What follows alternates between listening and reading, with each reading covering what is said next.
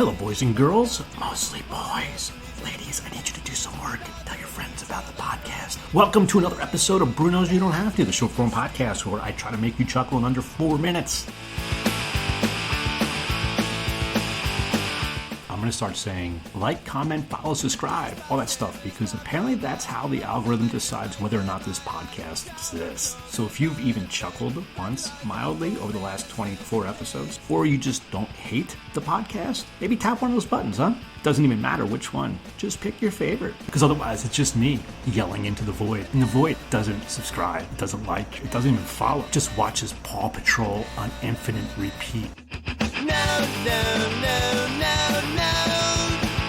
There are two age groups that I like when it comes to children. Newborns and 7 and 8 year olds. Newborns are awesome because they don't talk back. They are immobile. They don't climb on shit they shouldn't be climbing on. All they do is eat, sleep, and shit. Occasionally laugh at my stupid, funny faces.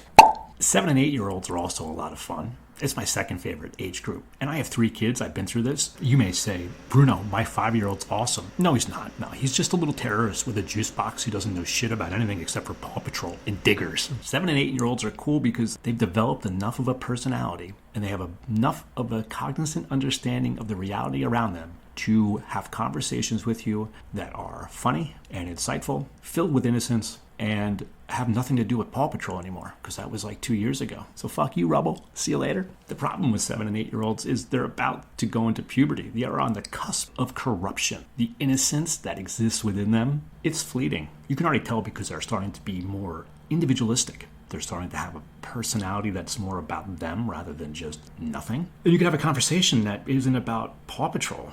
Fuck you, Rubble. But once puberty hits, the beauty and simplicity of childhood is gone. In its place is a child who you born into this world. The child you brought into this world, nothing you do or say will matter because they're just going to be acting like assholes for 6 months. But at 7 and 8, it's the intersection between innocence gets mixed with maturity, and it's gold for just a little bit. Take my niece. She's 8. I was speaking to her the other night. She told me that in school she got the opportunity to design her own school building. And she was telling me about the school that she designed. And she got to the cafeteria and I asked her, hey, it's your school. If you could have anything you wanted on Friday in the cafeteria for lunch, what would you choose? And here I'm thinking pizza, chocolate ice cream on top. You know what she says? Hot dogs. I said, what the? Hot dogs? Listen, I'm a big fan of hot dogs. Hot dogs are underrated, especially when it comes to backyard barbecuing. They're overshadowed by the hamburger. Who doesn't put cheese on a hamburger? But in school, I said, you really want a hot dog? Out of